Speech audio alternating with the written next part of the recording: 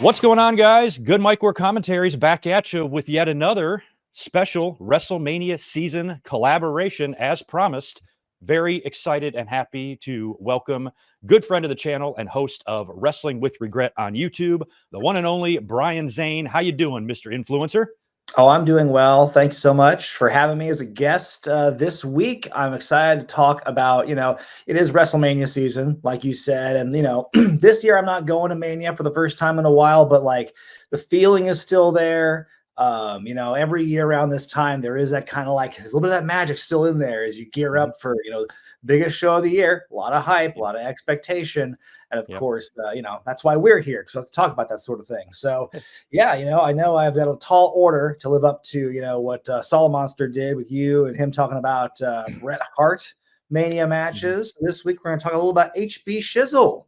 Yeah, HBK. And, Bret Hart is not Mr. WrestleMania. Shawn Michaels is. And just making my notes for this thing, I was laughing. I'm like, yeah, this guy has done quite a lot at WrestleMania. And Shawn Michaels had a couple of good matches, one or two at the show of shows for sure. One or two, needle in a haystack sort of thing, Yeah, exactly. But as Brian said, it is WrestleMania season. This is a big Mania month here on my channel, and I wanted to invite a couple of people in the community that I respect, and Brian is right on the top of that list. So Brian, it's very cool to have you here. And I know you have a lot of opinions and memories and thoughts about Shawn Michaels at WrestleMania. I know you've done a lot of videos on this topic over the years as well. So I thought this would be a good one and fun one for us to tackle, because Shawn was a busy man at WrestleMania. So just like the video last week, the format here is going to go, we're going to rank our Shawn Michaels matches from worst to best and just compare lists and see how Brian's list compares to mine.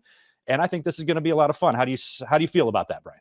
I feel good. I'm going to be honest. A lot of these matches I remember watching, but like some of the details might be a bit hazy to me. So, for the purpose of this ranking, I'm kind of going along by vibes. That's kind of the feeling I'm going with for a lot of these ones. There are some that I have firmly ensconced, like, okay, these are definitely locked in my mind just from like exposure and like watching them so often. So like, I think I'm going to guess my top 6 or 7 is probably like airtight.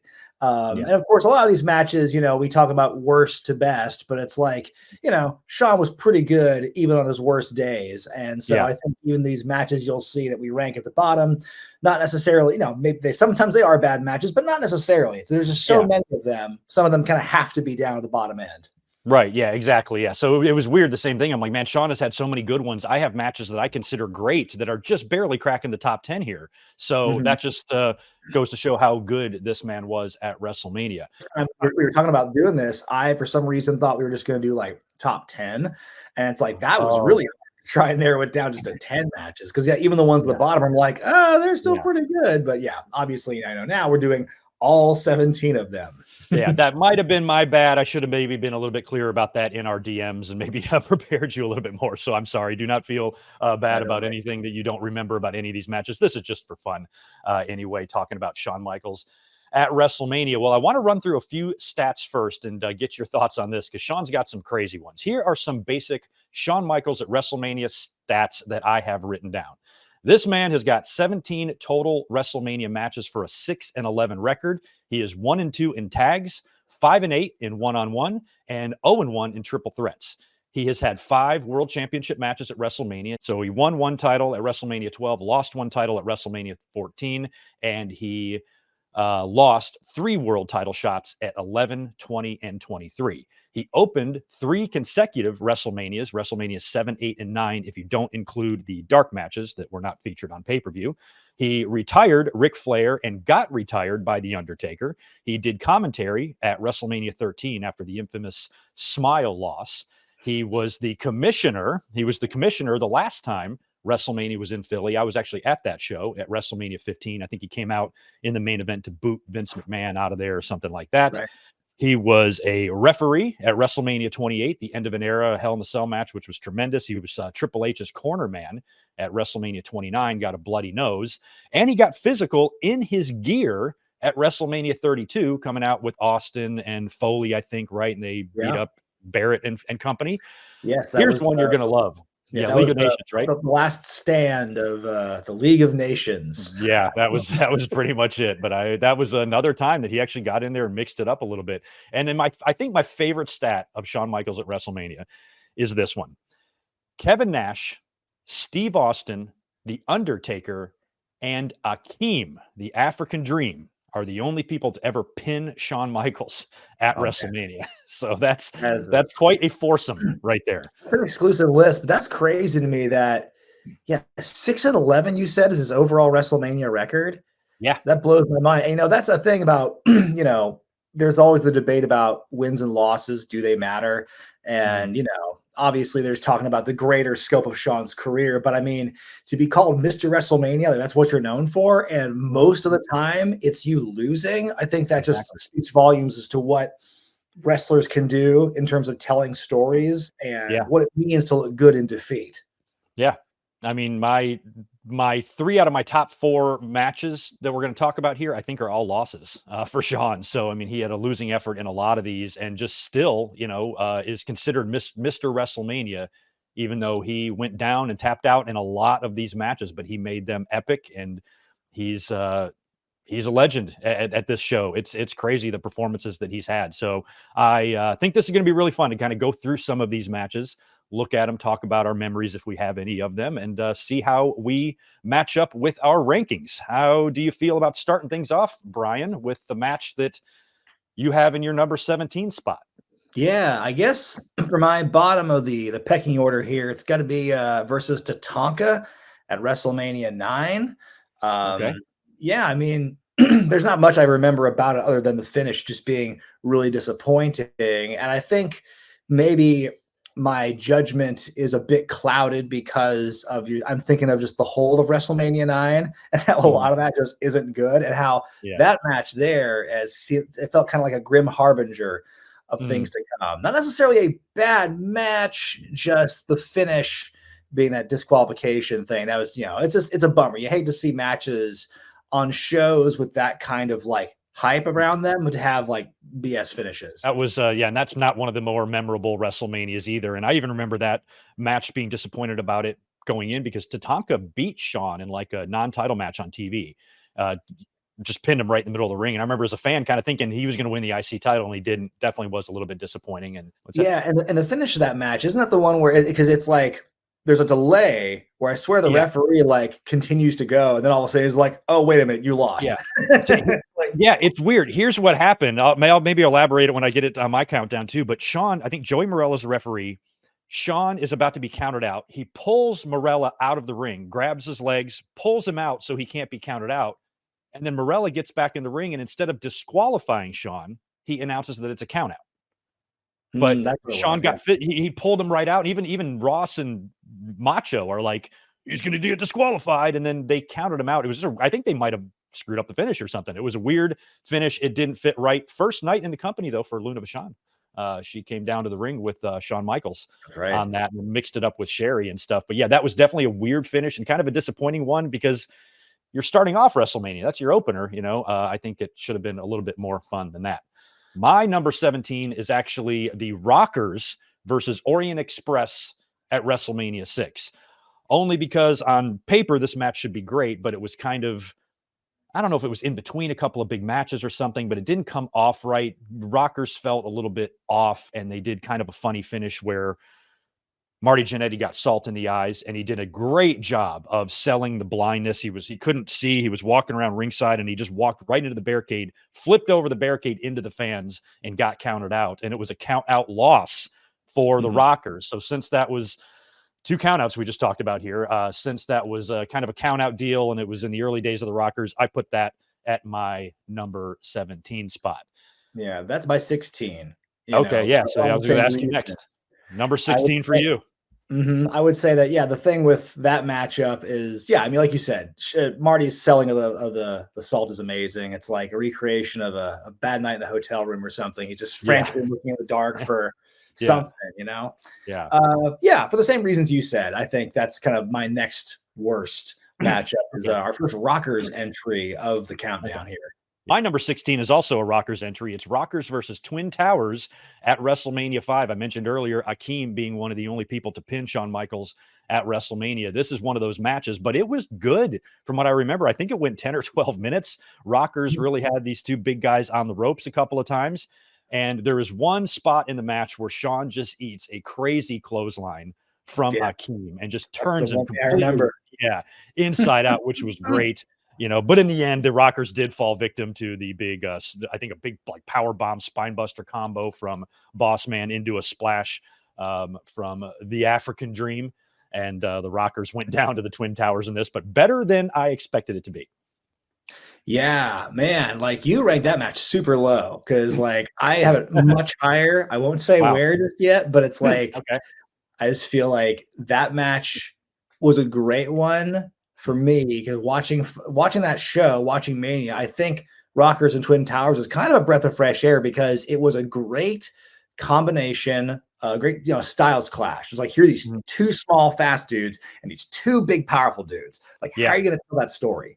And I think the way they went about it was like super fun. That kind of woke me up when I was watching Mania 5 to review. Like that's like one of my hidden gems on that show. So I think it's going to be a bit higher than where you ranked it for sure. Yeah, I should give it more credit because another thing about that is that 1989 was an interesting year for a match like that too, because that wasn't, I mean, Shawn Michaels and Marty, the Rockers were considered such a tiny tag team and small, even though they were 200 pounds each, they were still considered a very small tag team. So those type of mismatches are kind of the norm now, but not in 1989. And that match was pretty fun. So awesome. Who do you have in your number 15 spot? What match? I'm going to go with Chico Santana, El Matador in from WrestleMania 8. And another kind of match where Shawn had just become HBK and we were talking about all this off air. Like Tito Santana had just become the Matador. So both men were kind of in an interesting crossroads in their careers. You have one kind of like going this way and the other one trending downward, but it's standard fair match, honestly. Like it's one of those matches where it's like, oh, it was a fine match. Is it like a WrestleMania match? It's subjective. So this match would, I think Tito lost. He won the WrestleMania 1 and then lost the next 7 in a row. And I think this was the final one for him. That was the end of an era. Tito won. His one and only WrestleMania win actually was against this guy here, the Executioner. That's Buddy Rose in a mask. That's awesome. That's right. He was the Executioner, right? Yes. And I'm gonna go after your leg, Tito. But no, that was and then it was he kind of had that streak for a long time to be only bested ultimately by the Big Show. I think he's the only one who's lost more at WrestleMania. Oh, maybe the Big Show. Tito Santana did. Yeah, but Tito was the right guy. By the way, this is also my number 15, so we're finally perfect on one here. Got the same one ranked at number 15, Shawn Michaels and El Matador at WrestleMania 8. And like you said, this was the end for Tito and the beginning for Shawn. Both are new gimmicks. Shawn is entering into the HBK era, and for some reason, they made Tito the Matador. I remember watching the vignettes for that, and it was, as a fan, I was just like bummed out. It was just like when One Man Gang turned into Akeem. I'm like, what are they doing? But Tito still is Tito at the end of the day. He's a great worker, and if you're going to have a veteran put over, an up and comer getting ready to get on the verge and cusp of the singles push, I think Santana's the right guy to do it. So that is also my number 15. What match do you have in the number 14 spot? This is where things might get a bit controversial, but again, it's also the issue of a lot of the matches from here are generally good, so it's going to some kind of have to end up down here. But I'm going to put the Diesel WrestleMania 11 WWF Championship at my 14th ranked spot. It's I think it was like Shawn getting the best he could out of Diesel, who at that point I don't think wasn't like. He was still relatively early in his championship run, I would say, like 4 or 5 months or so. But like, I think that, I don't know. I'm thinking back to watching that Mania and watching that match. It was like, it was a good big little, and I think Shawn bumping the way he did for Diesel, and that one was really impressive. Like the power bomb at the end is always going to kind of like sour on me. But I think that, it's just a match that like, it was there. And I just remember like being like super like bummed out and disappointed by that loss. Like that was, I don't know. I felt and again, I don't know how much I want to contribute this to the other thing, but the 1-2 combination of like that finish, the Diesel Shawn match, and then like LT Bam Bam, which is like what it is, like that might have skewed my opinion on it. But I don't know. It's like it's a match where I'm like, I can remember one or two things about it, neither of them really good. And it's just in the pantheon of Shawn Mania matches, this one kind of sits near the bottom for me. Yeah, exactly. I totally agree. Plus, that wasn't even the main event that night. There was a lot of other stuff going on. Those photographers were all around ringside getting in the way. The Pam Anderson and Jenny McCarthy stuff was out there as well. And then Shawn did have a good performance, but like you said, that power bomb was so bad at the end. Yeah, the whole Pam Anderson Jenny McCarthy thing, I forgot about that. Sorry to cut you off, but yeah, the whole that was one of the bigger hooks of the whole show. The whole match was like, oh, Pam Anderson's. I even forget which one was supposed to be in which one's corner now. But like, I remember it was like it was McCarthy and Shawn originally, right? No, it was Pam was at the Rumble, and then Shawn won the Rumble, and then she was going to accompany Shawn, but then they couldn't find her, and then so Shawn came out with Jenny McCarthy instead, and then Diesel stole Pam Anderson and came down to the ring arm in arm with her with that eyebrow raise. He's got to play heel. Yeah, with the eyebrow raise. I mean, that match kind of turned Shawn babyface just because of how it was booked, and he had Diesel beat, and Sid had the referee out of commission and stuff. And I remember the story of Shawn and Diesel being kind of upset with Vince about wanting the match to go that way because they said that's going to turn Shawn face if you do that. And then it did. And then I think they had to turn Shawn face based on how that all went. I don't know if that was even the original plan, if I remember right. So the match had a lot of problems with it. And I think Shawn and Diesel and Nash to this day, I don't think really like it very much. Yeah. All right. And that was the number 14 one. Well, my number 14 is Shawn Michaels and Tatanka, WrestleMania 9. We just talked about this one a minute ago. I watched this maybe like 3 months ago and thought that it was way better than I had remembered in my head. Another thing I didn't like about that WrestleMania, Brian, is that it was so windy. Remember? Like, and I just feel like if you're trying to work and stuff and all that wind and stuff, I don't know, that'd just be a distraction. I just remember a lot of the wind being a factor there. But Luna Vachon did make her debut that night, coming down to the ring with Shawn Michaels. And then after that weird count out disqualification thing we talked about, she attacked Sherry and they brawled all out into the back and stuff. Yeah. And that was kind of the end, if I remember right, of Shawn and Tatanka's little run. It was a way to keep Tatanka undefeated without giving him the Intercontinental title. So like you said earlier, a little bit of a disappointment there at WrestleMania 9. Yeah. Nevada, of course, Nevada is notoriously windy, being in the high desert and everything. I can imagine. But, I don't think there's a place I'd rather be if I was like a wrestler, hot and sweaty, getting in the ring and everything. I would love that wind. That'd be very refreshing, I would think. Yeah.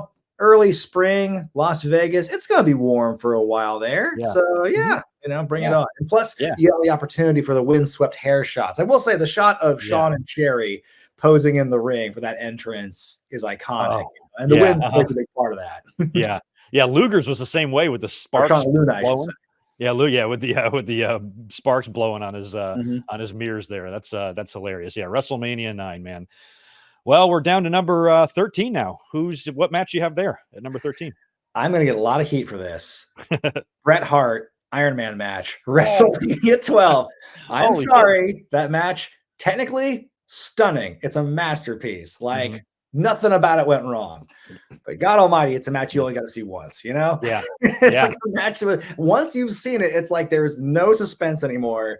Right. It's like I don't know, and that's what it's like. I think one of the reasons how I rank some of these is like rewatchability, and so again, technically speaking, I have no problem with Bret and Shawn. I think it's a beautiful story. But man, oh man, that's a match I only really want to watch once a year, if that. If that, exactly. Yeah, I was talking about that last week with Jason. That was on our countdown with Solomonster, and he brought up a good point about that match. Is that it's a great match, fine. Bret and Shawn's work is fine, but it's really an overrated match because of the fact that it went 0-0. If they would have done like a Rock and Triple H type of score from Judgment Day that year or something, or made it a little bit interesting, it might have been better. And even as a fan leading up to that match, I remember thinking it was going to be a tie. They didn't really, even though they weren't explaining what's going to happen if there is, me and my friends at the time were saying, look for a tie. Something weird is going to happen at the end. And then of course, Gorilla coming out and doing the sudden death thing.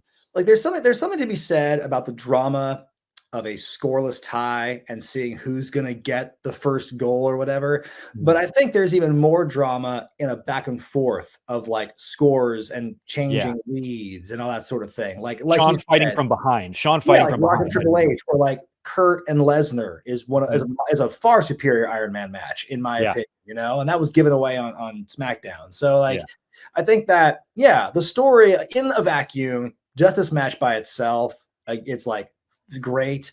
But yeah, the scoreless tie at the end, and then like the sudden death was like fantastic. I'd say the Yeah. last like 15-20 minutes are really is the part worth watching.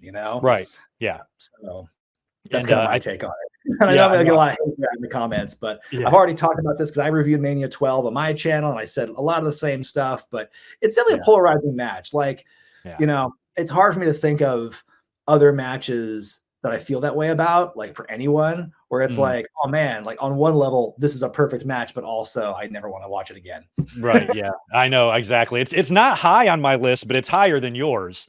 But I do think that the match would have benefited. This is Shawn, getting over this babyface about to be launched. I think like fighting from behind would have just been better if he was down like 2-0. Oh, Had to come exactly. back at the very end and like win it. But Vince at that time was still in that mentality. He just did not want to beat his guys. And I think in Vince's mind, he didn't want either guy to lose a fall. He didn't want to see Shawn get beat twice and Brett get beat twice in the same match for some reason. I think that was like kind of his mentality, maybe played into why they went nothing. I don't know, but I think they could have booked it in a more exciting way for sure. So I'm not going to give you too much heat about having it at number 13. That's not bad because mine's coming up in just a few. But my number 13 is Rockers versus Haku and Barbarian as the WrestleMania 7 opener. This was a pretty good match from what I remember. When you're thinking about opening up WrestleManias and starting the crowd off hot, this was a really good one to do. Shawn and Marty were kind of maturing by that point. We were nearing the last year of the Rockers, and they had really, by that point, excelled physically and in the ring and stuff and did a really good job. Hacksaw Jim Duggan was on commentary for this in red, white, and blue because Bobby had to be at ringside for Haku and Barbarian. But fun match, one with Rockers high cross body, Shawn on Haku, pinned him for the win and got a really nice pop and ovation from the crowd. I thought it was a pretty solid WrestleMania 7 opener for the Rockers. Yeah, yeah. No, I'm very close to agreeing with you on that. I think once again, our rankings are very close. I Mhm. actually put that match as number 12 for me. Okay. So, Yeah. you know, very close for a lot of the same reasons you said. I Yeah. think, yeah, I mean, seeing the Rockers get that big win, it's in that environment, like it was just, great for them, Yeah. great for their run Yeah. for sure. Yeah. I think later on in the card, maybe that match wouldn't have been so good, but the crowd was just hot. I mean, I know WrestleMania 7 had to move from the Coliseum indoors. They were supposed to do 100,000 people and all of that, but that crowd was pretty hot WrestleMania 7. So they were very energetic for the whole thing. And this was a really, really good opener. Mm. And I'm sorry, that was your number That was my 12, right? 12. That was your number 12. Okay. My number 12 is Shawn Michaels versus Stone Cold Steve Austin at WrestleMania 14. So this one didn't even crack the top 10 for me. As we know, Shawn Michaels was hurt going into this. A lot of stuff going on with him leading into that show. Screw job just happened. So we all knew the deal. Shawn got injured in the casket match. And the match was okay. Shawn was able to make the match. He did it. But when you watch it, it's definitely not Shawn Michaels that you're watching. It's a different guy. You can see the wincing on his face. If this was, a year before, if Shawn was 100%, both guys were on the top of their game, we might be talking about top 5 in WrestleMania history type match type of thing. But I think just with Shawn, it was just a matter of him trying to get through it. And it's a match that I don't really go back and ever watch, even though it's a huge moment for Austin. I mean, I've watched the finish and the Tyson thing, but in terms of the in-ring match itself, it wasn't bad. But when you know what Shawn was going through, it makes it just difficult and different to watch. So I have this match at number 12. Yeah, Yeah. mine's a little higher. That match is a little Yeah. higher for me, and the reason I do that, I think it's funny because the reason you kind of like ding it is a reason that I kind of give a little extra juice is because the knowledge that Shawn is working Mhm. hurt, and in all likelihood is messed up, but also he's still able to put on at the very least like a decent WrestleMania main event, and like Mhm. there is some of that glimmer of Shawn in there. I think they cover it up with a lot of Gaga because there is stuff from DX. They do Mhm. some brawling outside. Yep. You got that stuff with Tyson at the end. When you think about like WrestleMania main events in the history of that, like this one is far more beloved because of its historical significance than it is for like the actual nuts and bolts of it. Yeah. But I think that, yeah, I think it's still, it's not Shawn at his best by any means, but his best Mhm. is still pretty good. Yeah. So I'm kind of willing to let that slide a little bit. Mhm. And like you said, if it were early 97 or like, following up on their feud they had, their Yeah. breakup angle, being the tag champs and everything, like Yeah. they got some more mileage out of that and it carried over into them both being healthy for WrestleMania. That would have been totally something else. Yeah, yeah. I mean, you're right. The historical significance with that being the Austin era beginning, winning the title for the first time, the final appearance and night of the Winged Eagle belt, and he got the new one the next night. And I do remember at the time appreciating what Shawn did. I went to the following month's pay per view, whole series of shows in the Carolinas was Unforgiven, and then I went to some Raw and Raw tapings, and that was where like they went to DX Invaded Nitro. I was at all of those shows, and I brought a sign that said, "Thank you for WrestleMania, Shawn Michaels." It was like trying to say, thank you for doing that. Because we hear the stories of, the previous year, he lost a smile, didn't want to do it. And the fact that he went through that and was able to help crown their new champion. As a fan, I was appreciative and I brought a sign thanking him for the effort. But yeah, I've got that one pretty low on my list there at the number 12 spot. Who do you have sitting in your number 11 spot? That's going to be John Cena, Wow. WrestleMania 23. And Okay. again, it's a consequence of sometimes the good matches have got to kind of fall below the Hmm. way point. Yeah. Yeah, again, this is a match where it shows how good Shawn is. It also shows how much better John Cena was, and I think people were going to give him credit for, Right. because this was Yeah. definitely during that time where, man, hard to like John Cena at Yeah. that point. If, Yeah. if you were a certain demographic and if your standard of quality in the ring was a certain point, Yeah. because Yeah. he For was sure. pretty limited as like Yeah. the top champion, and he was at this point fully exposed and Mhm. fully, the over push, the super Cena, like that Yeah. was alive and well, at this Yeah. point. And, you know, this and for that matter, Cena's match with Triple H is one of those things where it's like John Cena is supposed to be the baby face, but he ends Mhm. up just like getting booed because people are so Yeah. sick of him.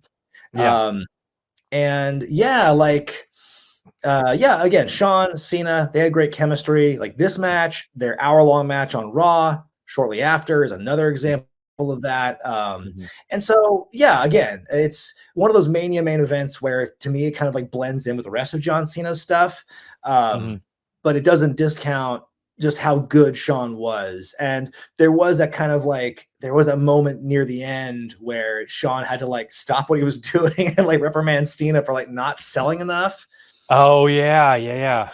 So Oh, that kind man. of like takes it out a little bit, but there's definitely Yeah. that like after the match is over, I can distinctly remember watching that show with my friend, and he was like, "I think he's really upset, guys. I think he's really upset." Like because he was Yeah. very mad about that. It was like an inkling of like old Shawn coming Old back. Shawn, yeah, You think how he about could be. him and Vader. Yeah, that's So, funny, yeah. yeah, mostly a fine match, but yeah, it's just one of those. It's just one of the many, the large collection of like Lol Cena wins that kind of blurs together. Yeah.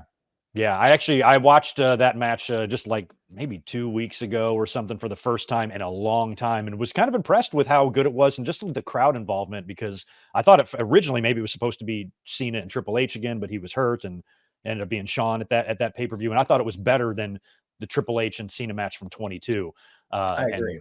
and it was, just going to show that Shawn can have a match with anybody because at the time, like you said, Cena was pretty exposed, and the fact that he went out there and had what's considered to be a classic with Shawn is a tribute to Shawn. So, yeah, Mhm. it's pretty.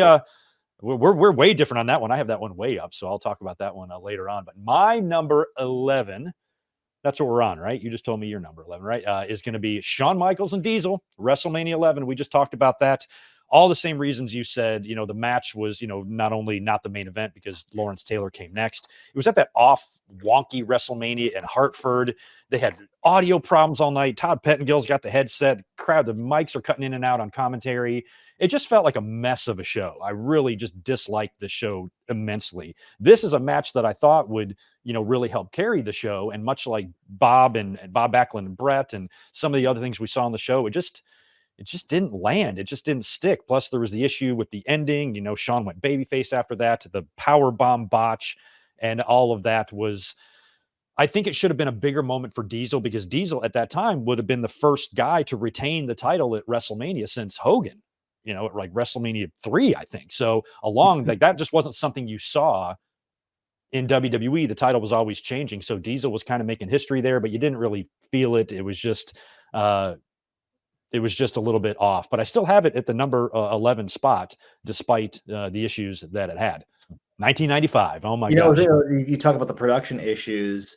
That's something very similar to an 11 have an overabundance of celebrities and a bevy of technical issues.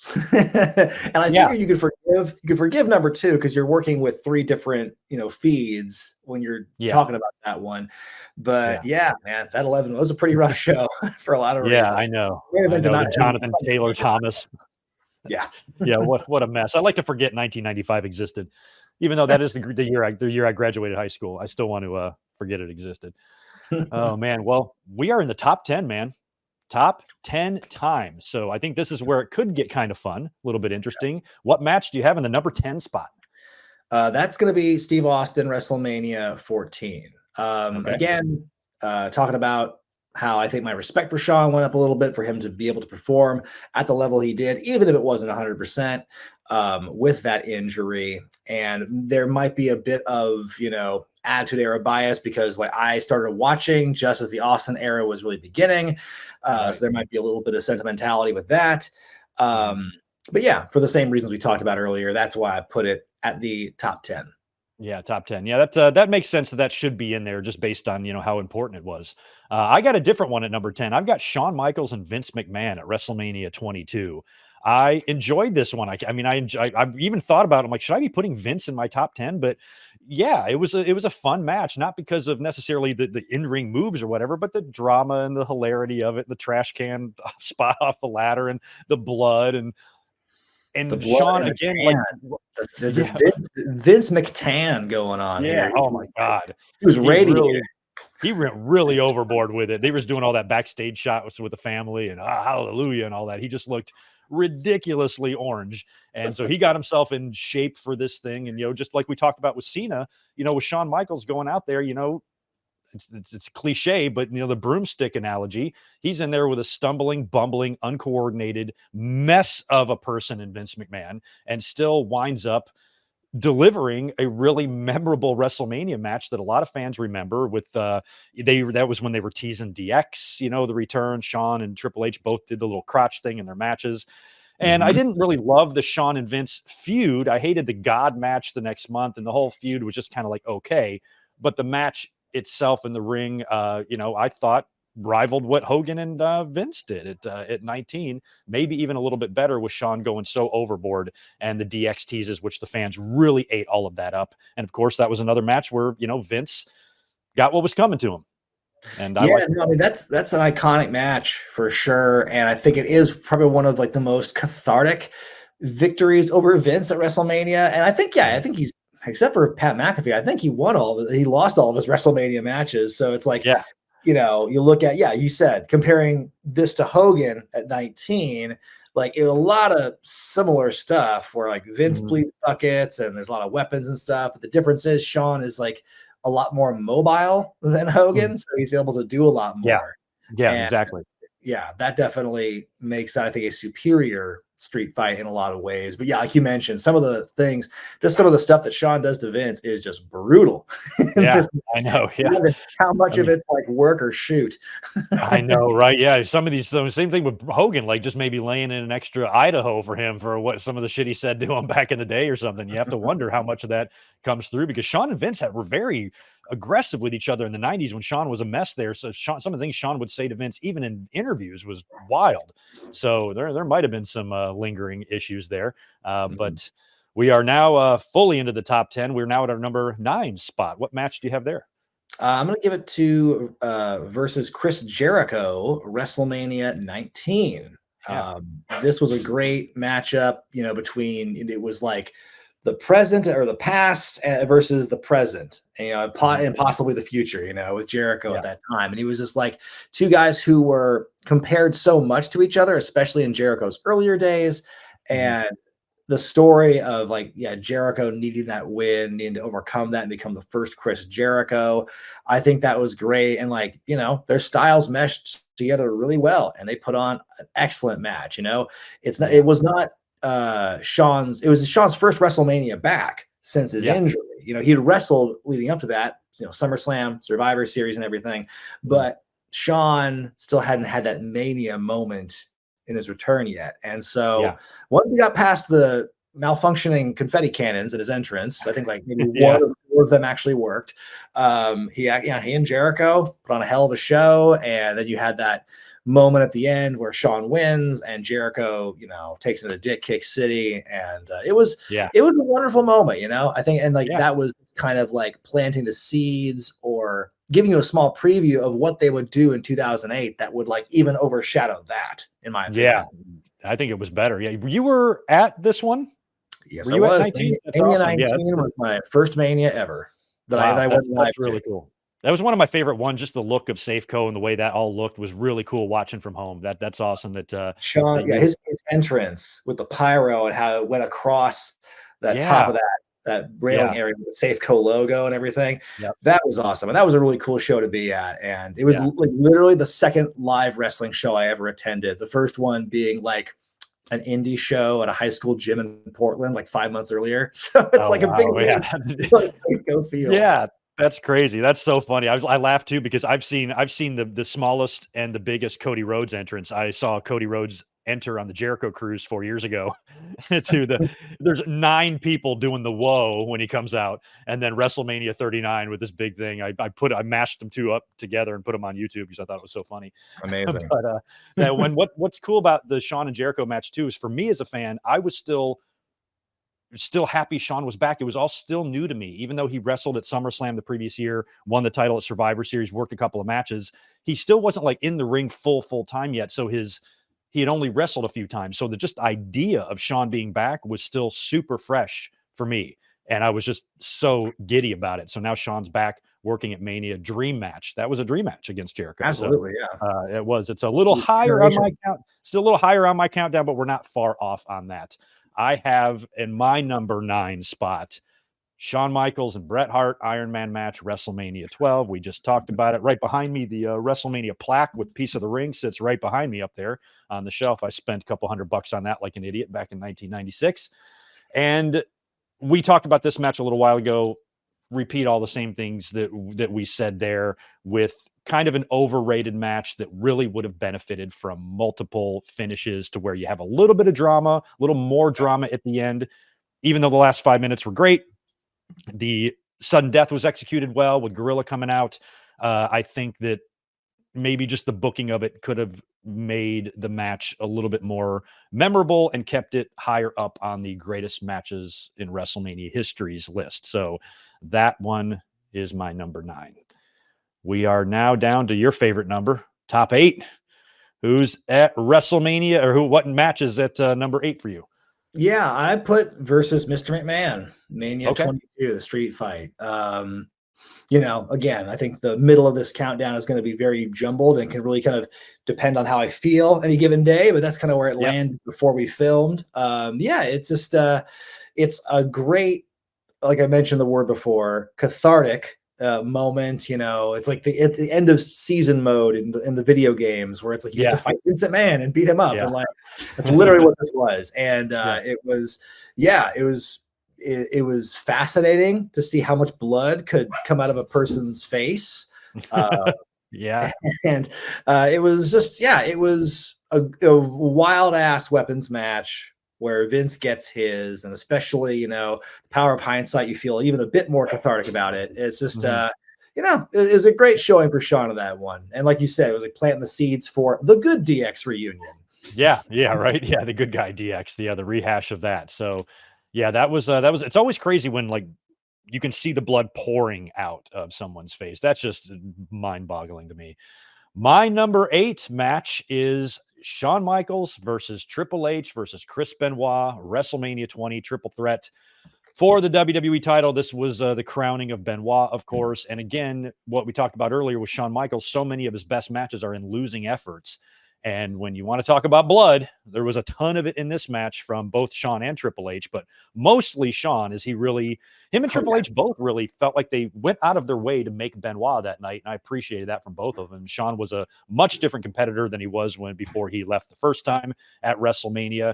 And I was happy for him. This is a Shawn Michaels WrestleMania main event in Madison Square Garden. I thought that was great, even though he did not win the title here. Just the fact that he has this match kind of, on his resume, I thought looked good. And I thought the match was really, really great. And these two guys, Triple H off of his reign of terror from a few years ago, or that was ongoing, I guess.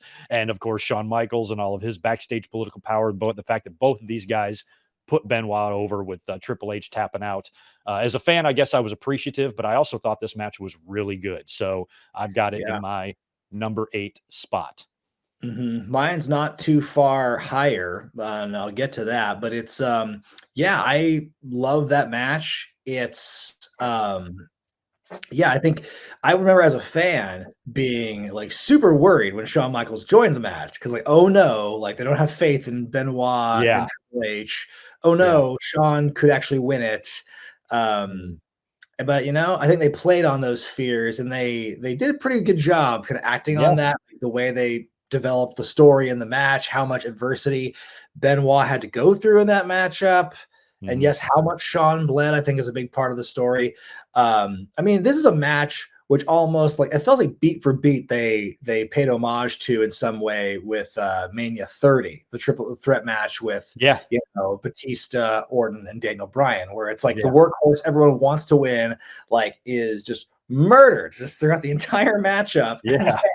Like overcomes all that and ends up winning the day. And I think what makes that match so significant was it was not just Shawn Michaels not winning, it was Triple H tapping out. And I think that needed to happen. Like, I think people kind of assumed that when Shawn was added to the match, like, oh, well, he's there to eat the fall, so Triple H can be protected. So when Triple H is the one who taps out to the crossface, ushering in this new champion, that's a tremendous moment. That's it's the kind of magic you could only get at Manias ending at 5 or 0 at the time. Yeah, it really was. It really was. I like how they set that up. And Triple H, that was a year after he, of course, beat Booker T at WrestleMania 19 that the fans weren't happy about. And then he went on a streak there of 20, 21, and 22 of just putting people over, tapping out at 2 of those to Benoit and Cena. And then losing to Batista at 21. So Triple H was even in, putting guys over mode. And yeah, you're right that they like to do that stuff at the milestone pay-per-views. And I think Cody is going to be facing similar adversity to Daniel Bryan and Benoit at 20 and 30, going into what he's going to do this year at WrestleMania 40. So right on. What the hell are we on? WrestleMania or number 8 or number 7? I'm sorry. Number 7. Yes. Number 7 now. Yes. Yeah. Mine's Twin Towers WrestleMania 5. It was just it's like again, it's all relative, but I think I put it really high up. I think it's the best Rockers match of the Mania Rockers matches. And again, we go back to like the big versus small, some of the bumps, some of the selling. It's like it's a relatively short match, but it kicks a lot of ass in that time. Yeah. And so like maybe it's a little high, maybe it's a little extreme to put it up in the top 10, but I think if I want to try and represent the Rockers in this count, at least in the top 10. And I mean, again, it just depends on the day, but like, I think that Twin Towers versus Rockers is just like, it's a fun little tag team match with, Styles making fights. And for a little popcorn match, it's kind of inconsequential. Like, can't go wrong with this one. Right. Yeah. I'm not going to give you heat for having it this high because like I said earlier, at the time, that was a unique match. Like this was a crazy mismatch that isn't something you would just see regularly on TV and stuff. And so I was kind of interested in it from that respect. Oh man, can the Rockers even survive this? How much of a fight are they going to put up? And the fact that they had them on the ropes a couple times, knocked them down, hitting them with some great double team moves. The match was great. It was great. So I didn't have it as high as you, but number 7's wild. I'm curious how the remainder of this countdown is going to go. Cause like, me too. Names I have left. And none of those names you've mentioned so far. So I'm really curious how our top 5 is going to go. I know. Yeah, I am too. I've got my number 7 is Shawn Michaels versus The Undertaker at WrestleMania 26, the retirement match. Oh. So it's number 7. I mean, maybe this match would be higher if they didn't have the match they had at WrestleMania 25. I am a huge mark for that match. I just thought it was fun and beautiful and everything that pro wrestling should be. And without them having to go too crazy, you know, Undertaker almost killed himself at 25, but, you know, we didn't have 9 gallons of blood being spilled and, you know, panes of glass being broken and things like that. It was just a beautiful match. This one was great, but it wasn't quite as good at 25. Plus, you didn't have Jim Ross on the call. Hearing Michael Cole instead, to me, just was a little different. Jim Ross really helped, I think, make the 25 match. So, you know, to me, it wasn't as good as a WrestleMania 26, but still a good one, still a memorable one. I love everything. I love the rematch. I love the way it was set up. And I love Shawn basically, you know, doing what Flair did a couple of years ago. And this is going to be his final one. It was a retirement match, right? If he lost, he had to retire, right? 26 was, streak versus career. Right, exact. Streak versus career. And so, yeah, the match was very good. Go back and watch it. It holds up just fine. It's just not quite 25, but I still thought it was an excellent match and a great, great send-off for Shawn. And I have it at my number 26 spot. Or, I'm sorry, my number 7 spot. Woo. A lot more matches than I thought. Yeah, I know, right? Yeah, so we're in the top 6 now. My number 6 Shawn Michaels match is versus Triple H and Benoit, WrestleMania 20. So for, again, the many reasons we talked about, it was a great crowning achievement for Benoit. And I think it did a good job kind of playing on the fears of the typical, you know, internet fan like myself at the time, and just like delivering a very satisfying end. Like, you know, Shawn's being in the match didn't like take away from it. Like I thought it would, you know, it just elevated everything else. Right. Yeah. So it did. It succeeded where maybe Becky, Charlotte, and Ronda failed. You know, with Charlotte being added to that and everything. Well, she didn't need to be in there, but with Shawn, it really worked. I thought the triple threat was great to see someone like Benoit beat 2 guys that had so much backstage political power. You know, at the time for a fan who followed behind the scenes news was wild to see. Like WrestleMania 22 or WrestleMania 20. In Madison Square Garden, you know, main event, you'd think Vince would want to put on one of his own guys over in a match like that. And he put Benoit over, somebody who, you know, worked a large part of his career elsewhere. So that was a great one. And that was your number 6, correct? Yes. All right. My number 6, Shawn and Jericho, WrestleMania 19. I had to put this one up there just because of the dream match status of it. And as a fan, I always wanted to see Shawn Michaels and Chris Jericho. And when Jericho and Shawn finally started their deal, like I said, it was still new to me that Shawn was back and all these matches that he could have. Oh my God, there's so many matches he can have now. He worked RVD, which I thought was wild, like a couple months prior. And so all these new matches that he can have, I was excited for. And the Jericho match, you know, like you said, it would be even better in like 2008, but this was still a really good one, kind of a show stealer on the show. I like the only thing I didn't love, I think the finish, Shawn did that little leg roll up thing to pin him. It was the same move that sent Austin to the hospital at King of the Ring in 96.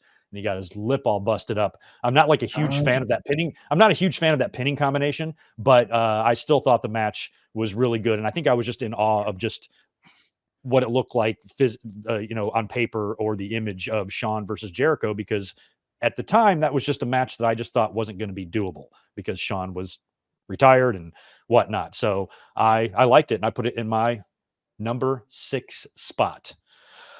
Top 5. Oh my God. Top 5, dude. Who's number 5?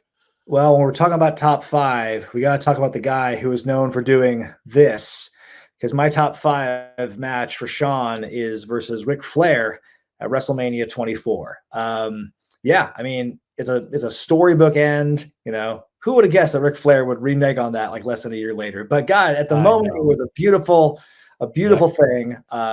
You know, that story of like the months of Flair, like kind of like squeaking by with wins, you know, because his career was on the line every match, finally leading to this another generational contest, like a match where Shawn was heavily influenced by Flair in his career, and it all kind of comes to a head here. And yeah, like Shawn pulling out all the stops, some of the stuff he puts himself through, the big moonsault through the table, for instance, like to get that match over, and like some of the close calls where you think Flair is going to win. it's a classic match. I say this a lot about like later era Flair, where if you like see one Flair match, you kind of seen them all. Yeah. And there's some of that there. You get the greatest hits of Flair, but it's like, my God, Mhm. like a storyteller like Shawn.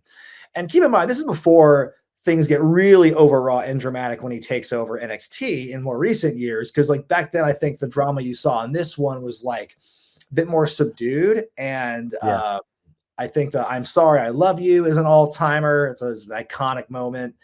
And that the send-off, the pinfall, seeing Flair just like openly weeping, like as the Yeah. 30 count's happening, like that gets me now just thinking about it, as again, it's all done away with, all those memories Yeah. are just eradicated by next year when he's touring Australia with Hulk Hogan, but he's it's still an all-time like great match for me. Yeah, watch is off, ring is off. I'm like, oh, fuck you, Ric Flair. I was so mad when he was doing all that. But I've always said, like, when it comes to the finish of that match, like, whenever WWE ever decides to put together some sort of physical Hall of Fame, I really think you can just have a monitor with that finish playing on a loop, in a booth somewhere. It's that good.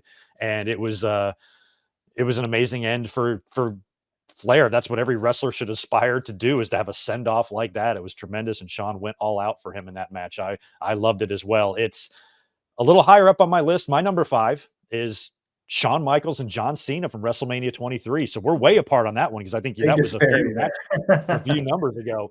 And I put this one up high just because we have different reasons for why we put these matches where they are. Some is for the drama, some is for, oh, it just looks cool or whatever. This one is just because I thought that it was a really, really good wrestling match, and one that I wasn't looking that forward to going into WrestleMania 23. I was like, okay, Shawn and Cena, okay, I don't know. That's not really like, they were tag team champions at the time, so it wasn't really that compelling to me. And I think Shawn was more of a placeholder for Triple H, so that didn't really work out.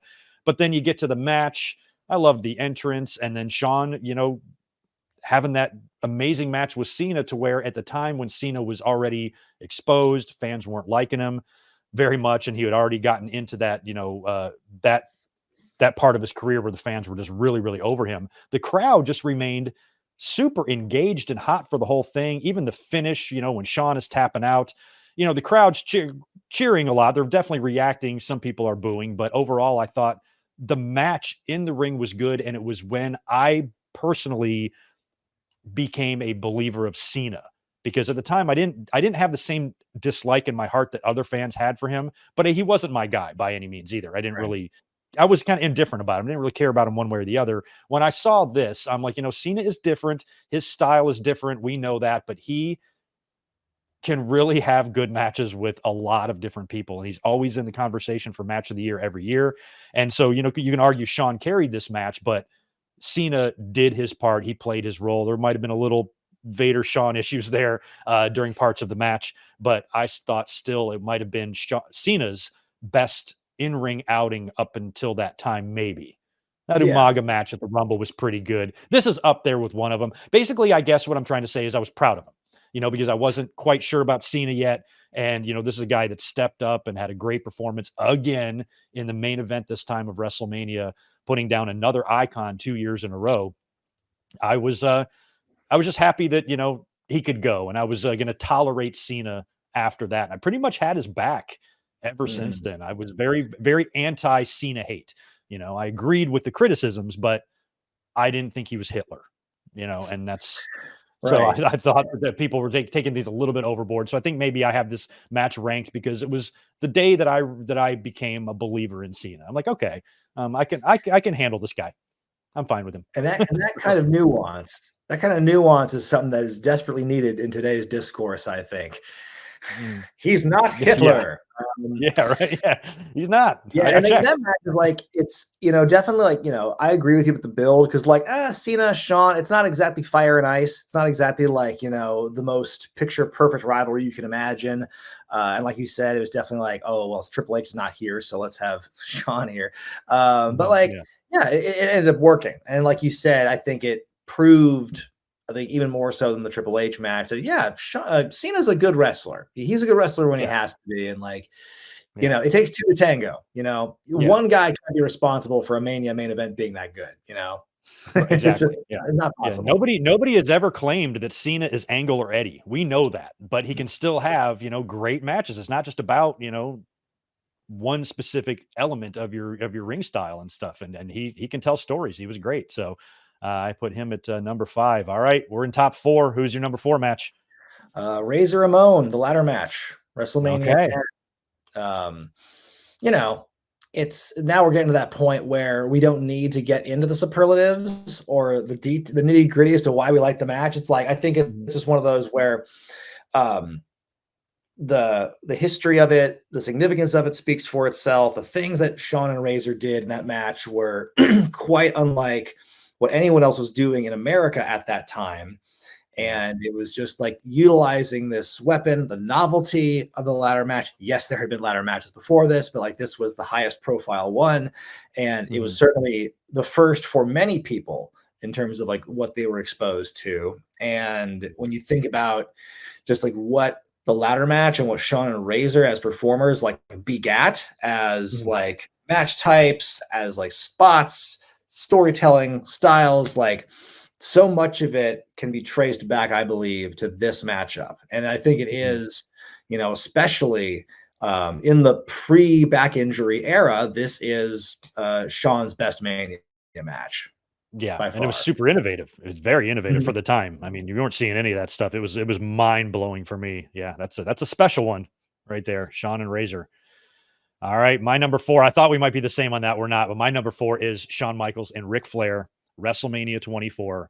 Mostly just because of the story and everything surrounding it. I'm trying to put out of my mind the fact that Ric Flair undid all of this when he got to TNA. But judging it from just that match, from the build leading up to it, them making the stip, the next time you lose, you have to retire, and then you get to WrestleMania, and the whole match just felt special, right from the entrances, Flair coming out and that robe and the entrance and the family there, and you knew it was it for him. It was one of those matches where you knew 1,000,000,000% what the outcome was going to be, and you didn't care. Even the night before at the Hall of Fame, he was saying goodbye to everybody, and I'm like, tomorrow's going to be it. He's basically saying as much, I'm going to go job to Shawn tomorrow.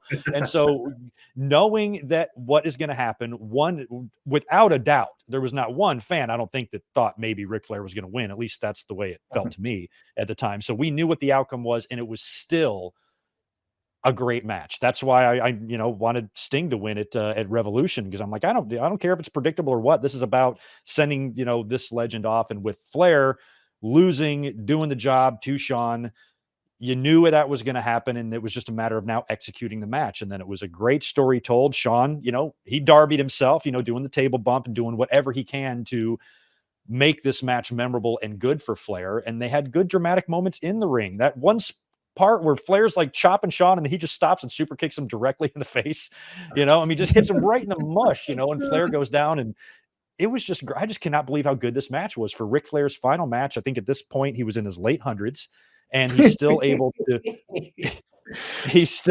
to pull off a match like this. And again, he's in there with Shawn. And like you said earlier, it doesn't get much better than the "I'm sorry, I love you." It was just tremendous. And then the kick to the face, and then Shawn pins him. And what I loved after the match is he pins him, kisses him on his head, and gets the fuck out of the ring. And it was just great, and Flair had the send off. So Flair had the Hall of Fame. Then he had this send off where he got to salute the crowd. And then he had the thing on Monday Night Raw. And it was just such it was just a 72-hour love fest for Flair, which makes it more frustrating that he got back in the ring. It was the how many times can we make Ric Flair cry challenge. It was he was leaving tears and the memories all over the place, that's for sure. So leave those memories alone though. Yeah, it was good stuff. So I loved it. I just thought that match was great for a wrestling fan, and at the time, thinking that was going to be the last time I saw Ric Flair, not being quite as aware or disgusted about what this guy does in his personal time. It was a very emotional, heartwarming moment to see Flair kind of go out like that. And I was like, that's what wrestling should be. If you are a legend, an icon of any kind, this is what you should want. Every wrestler should want to go out like Flair went out. And I just thought it was great. So I still rank it pretty high. It's on my number 4 spot. Top 3, Brian. Top 3. Okay. Where are we at? I'm wondering if we're gonna align on this one. Maybe not. My number 3 is Kurt Angle at WrestleMania 21.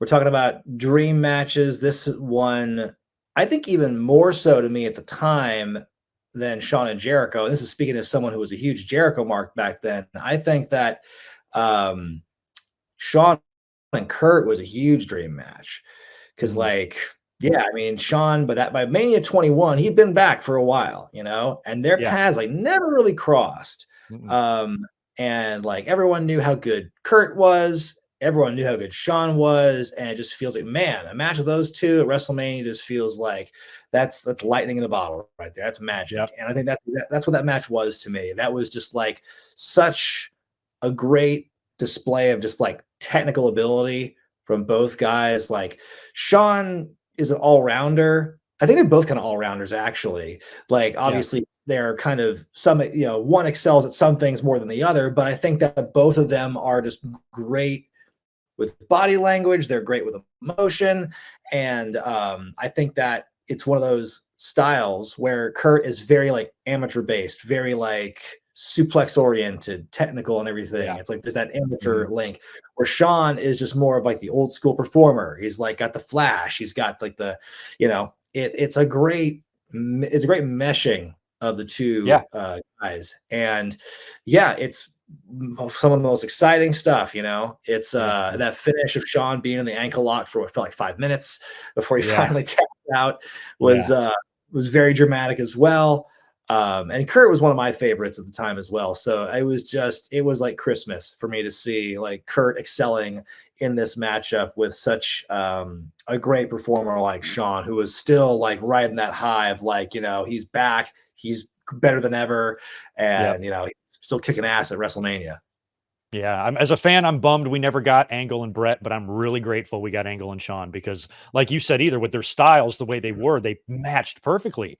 I mean, even though we never saw Brett and Angle in the ring, I feel like Shawn and Angle matches would be better. I just feel like it would be tough for Brett and Angle to top that. They would do great. Don't get me wrong. They'd Mhm. have a tremendous one, probably different style of a match, but It'd be a I don't very know if different it's yeah. going to be hard to rank anything higher than that Shawn and Angle match at WrestleMania 21. So it's an excellent match. It's a little higher on my countdown. My number 3 is Shawn and Razor WrestleMania 10 ladder match.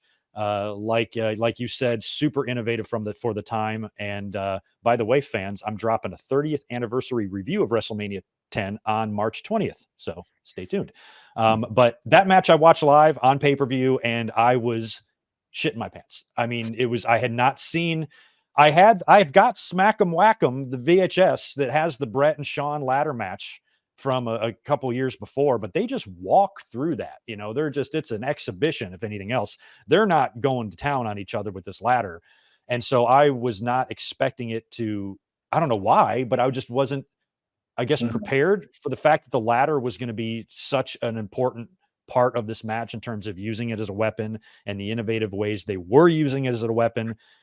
Looking at this match now, if a fan started watching wrestling 10 years ago, he's not going to think that match is special at all. But, at the time it was like, I cannot believe what they're doing. And then Shawn with the performance and the splash and some of the still images and flashbulb shots from that show and that match are great. And it was, I guess it counts as a Shawn Michaels. He was not champion going into that because he was stripped of the He title. was champion. He had a Yeah, he was belt. champion, but they had the 2 belts up there. They had the 2 belts up there, and Razor getting the win, and again, yet another loss for Shawn. But and Razor, it's not like Shawn did all the work in this match. Razor was great as well, but I think that match lived on at the top of wrestling fans' list for a lot of years. That was probably the best Shawn Michaels match. I think a lot of people thought up until he came back a few years after. So WrestleMania 10 is my number 3. Yeah. Top 2. Yeah. Oh, I want yeah. one thing Go. I Yeah, want to if say, you want to elaborate. you talk about how, the Mania 10 match is like an all-timer. It's like really when you think about it, yeah, I'm trying to think about like the history of like all-time iconic Mania matches like from that era. Like, Mhm. I'm trying to think, there's 12, there's Shawn and Yeah. Brett, but then like there's this lull period where like 13, well, 13, I'm mistaken, Shawn and Brett and Austin, but like 14, 15, 16, there's just this like dearth of like, Yeah. quality classic Mania matches. And like, I think during Mhm. that period, yeah, a lot of people go back to like Shawn and Razor because, except for a Yeah. couple after it, there weren't that many that are considered like, oh my God, something to really hang your hat on is like the more as far as the most recent. But let's see It here. was. Okay, I number rewatched it a ton 15. of times. Yeah, no, it's true. It's definitely you can wear out the Yeah, VHS on that part for sure. All yeah, I right, did. number 2 is Undertaker at Mania 26. So you Oh will know wow. this elimination what my number 1 is, but I will Yep. say that and this one on literally every time I think about this question, my answer changes. What's the better Shawn Taker match? And it's Mhm. like my opinion kind of changes with the wind, changes on the day. Um, the reason I like this match, is I do like the stakes more. Whereas in 25, it's just two guys having a Yeah. fantastic match. But like beyond the scope of we're two guys and we're gonna have a fantastic match, like I want to see some more meat on the bone as far as stakes go. Yeah. And I think that with 26, the elevated stake now, like it wasn't just Taker's streak on the line, but it was also Shawn's career, Mhm. really just heightened the significance of everything and made it feel like Yeah. they really put more of themselves into what they did. And I think it made a lot of those falsies and it made a lot of those close calls feel that much more pivotal and more Mhm. like special in many ways. The ending where Shawn, it's very kind of similar to how Flair went out at Yeah. 24, where Flair, like, he's going, come on, He kick me he in the wants it. ring. Yeah. Yeah, and He he wants wants the it. And then, execution. yeah, Yeah. Shawn does the same thing where he does the throat cut, and then Undertaker gives him the biggest tombstone you ever did see. I think Taker cleared 7 feet on that vertical Yeah. leap. Yeah. He did. He But did. That was great. yeah, and it was like you talk about you want to go out the way Flair went out. Shawn Mhm. went out in a very similar way in that Yeah. matchup. And it took him far longer to go back on his retirement than Flair did. But Yeah. it I was, know. yeah, it's a beautiful match. And like, again, it's really hard for me to pick one over the other definitively. So that's why it always Yeah. changes. But at the moment we were filming this video right now, my number 2 Shawn match is versus Taker at 26. Yeah, yeah, that's that was I kind of forgot about the jumping tombstone there at the end, putting down Shawn. My number 2 is Shawn Michaels, Kurt Angle, WrestleMania 21. I love this match so much. Everything you said earlier, their styles meshing together so well. And you just knew going into this one that there was just no possible way these guys could go in there with broken limbs and still kill it. I just knew going into Mania 21, this is one on the card that's gonna be head and shoulders above the rest. And there was a lot of good matches on that card, but just the drama in this, the crowd involvement, the setting of Mania, and Shawn Michaels, fighting that ankle lock at the end, and it was just very intense, because Angle's intense, and so it was a different match for Shawn. Here he's working with Vince McMahon the next year, and this is a completely different match here the year before with Kurt Angle. And I just think in the ring is just a very enjoyable match to watch. It's kind of like watching a Chris Benoit or Eddie Guerrero match, but maybe even better than that. This was even more fun than anything I saw Shawn and Brett do. I just loved Shawn and Angle in the ring. They were great. And you talked about the dramatic tap out there, Shawn fighting his ass off in the ankle lock and finally succumbing at the end.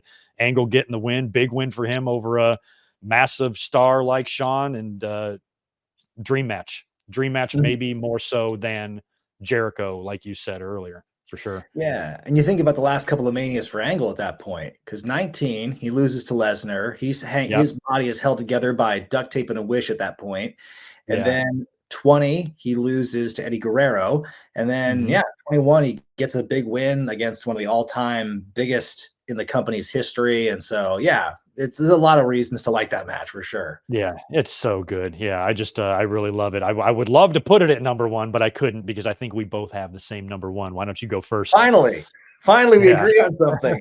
Yeah. Our unanimous number 1 is Shawn versus The Undertaker at Mania 25, the alleged 25th anniversary of WrestleMania. Yeah. Yeah. It's, The legend. it's an amazing matchup, and like I'm glad that we agreed on this as our number 1. And like I Yeah. said, I feel we'll go back and forth on 26, 25, but like it's hard to beat the original of the two because Yeah. it was relatively novel. We hadn't seen Shawn and Undertaker since 1997. Right. And by that point, they were very different people, very different Yeah. performers. So it was almost like you're getting a brand new matchup. It felt like You first were. because it was the first time Yeah. in forever. Um, and I think the story of like the light versus the dark, Shawn kind of incorporating that born again aspect into his presentation with the Undertaker and the Lord of Darkness and all that stuff. And so Mhm. it's a classic archetypal battle to begin Yeah. with. And then there is kind of not only the relative novelty of seeing this for the first time in a while, but also just like how epic it gets. Like the matches they had never went this hard, even Right. Hell in a Yeah. Cell, which for all it's an iconic legendary match in its own right, but Yeah. it's a very different match than 25. Yeah. And I would argue that the story they tell is even more dramatic and even more satisfying when it's all done than Hell in a Mhm. Cell. Even though Hell in Yeah. a Cell is famous because it's Kane's debut and everything, but this is just like it's that WWE storytelling style that's like personified. It's something that was Yeah. kind of like it was really shown for the first time with like Randy Savage, Ricky Steamboat at Mania 3. Mhm. And Yeah. that kind of match that I think so many other wrestlers had like aspired to do. And like, Shawn and Kurt is arguably pretty close to that. There's a lot that are like that. But I think Yeah. that in terms of just emotion, storytelling, and the way they constructed that match, 25 is just it's an all-timer for sure. Yeah, yeah, I completely agree. Everything you said, number one for me, Shawn Taker, WrestleMania 25. For me as a fan, it's a perfect match. I really loved the drama of it. I almost wish that, I mean, I really did like the finish of the jumping tombstones at 26, but I almost wish I could flip the in-ring matches. I Mm, almost wish you had like 25 as the retirement with JR and all of that. And that one kick out where Taker's laying on Shawn with that face, that whole deal. Like maybe I would want to switch the matches, but I just really, really love this because of how different it was. And it was better than anything Shawn and Taker ever did in the 90s, and that includes that amazing Hell in the Cell match because of different times in their career, different workers by that point, and a way different match. And at this point, the age that they were in, being able to take the fans on a ride like that didn't require too crazy of bumps, and there wasn't a lot, wasn't blood spilled. There's no thumbtacks and shit. They were just, did some dives over the top rope. That one very close, scary moment for scary The guy, Undertaker, where this might have been a match we don't talk about at all, if it would have gone a different way. So the fact that they not only escaped that, but recovered to have what some might even put in their top 3 WrestleMania matches in history. I think I might.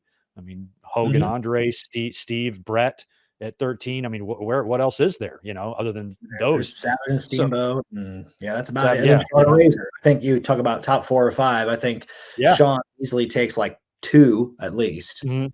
Yeah, yeah, yeah, exactly, for sure. And this one again in a losing effort, but so good. First time they had met in the ring in many years, aside from that brief little mix up in the Rumble, I think in like '07. Yeah. And Well, yeah, this 1 and was 2, and yeah. yeah, right. And then I mean, and the entrances too, Shawn coming down in the white, the dark versus the, the light and all of that tied in. And the match was just two fucking pros doing their thing. I mean, in terms of guys that, just know what to do, know how to work a crowd, have been on a stage like this before, you probably can't put two better in there. And I think they really over delivered, even though going into the match, I knew it was going to be good, but maybe I didn't think it was going to be quite that amazing. And it still holds up. That was 2009, 15 years ago.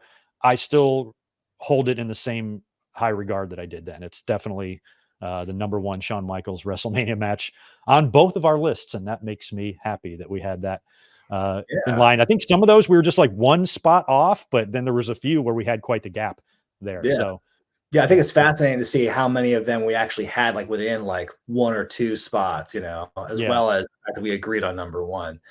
yeah. Yeah, it's just, Right on, man. quite the portfolio he had, and, Yeah, there's not too many others who are going to have that kind of WrestleMania resume, because of just, like, yeah, where they are or where they are in their card or their careers or who else is around at the time or, yeah. how they treat their stars differently now than back then. But it's like, Mhm. yeah, like Shawn is just one of like the pillars of the WWF in the last 30, 35 years. And Yeah, I think the yeah. fact that we've been talking for, almost an hour 15 just about Shawn Michaels exclusively, I think, and Yeah. having all these different reasons as to why we liked these matches and liked some more than others. Like it's just it shows you just how deep and complex like his in-ring career has been.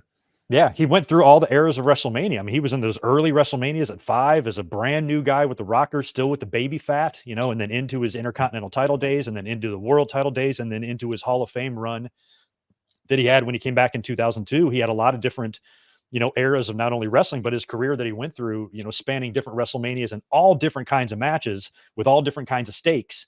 It's quite the resume. He's got a big one. And I didn't really realize until I was making my notes for this how much he's really done at this show. So what a guy that Shawn Michaels. Guy. Now he's teaching them down there in Orlando. Yeah, he is. Well, Brian, I just have to give you endless thanks for being here today. Thank you so much for joining us on this episode. Maybe we can do this again for SummerSlam or WrestleMania next year.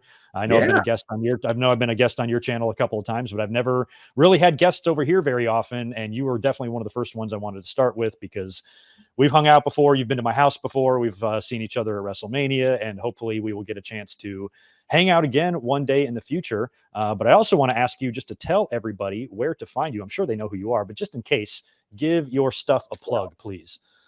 Yeah, in case you're assaulted by a matchup graphic or a thumbnail with us and you go, who's this person? I have my channel Wrestling with Regret.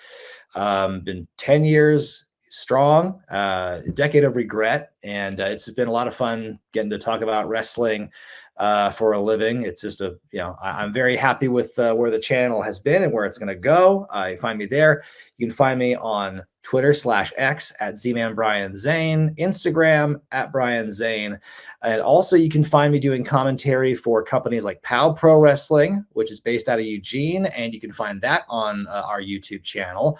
Also, I'm doing commentary for Prestige Wrestling, which runs a lot in Oregon and California. The next time I'll be doing commentary for them is going to be April 14th for Roseland 8. And so you'll be hearing me and Jordan Castle back together again doing commentary. And he's a sweet boy. He's a sweet boy. And I hate that he's so good for as young as he is.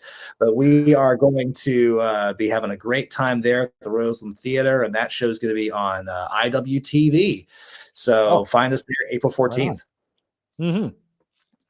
Thank you for that, Brian. Yes. And I just think that your channel is tremendous. I am so entertained by what you do over there. You've got a great channel. What I'm most impressed with your stuff is that you said that you started watching wrestling kind of late. You got in the early 2000s, right? 98 was when I really began. 90. Okay. So yeah, well, not that late of a start, but Attitude Era. And anytime I've ever seen any of your videos, you do your research, you really know your stuff, and you sound like you're speaking from a perspective of somebody who's been watching for 50 years, and your stuff is great. I love your channel. You do great work over there. Your videos are very entertaining, very funny, very well done, very well produced, and well written. So excellent job over there at Wrestling with Regret.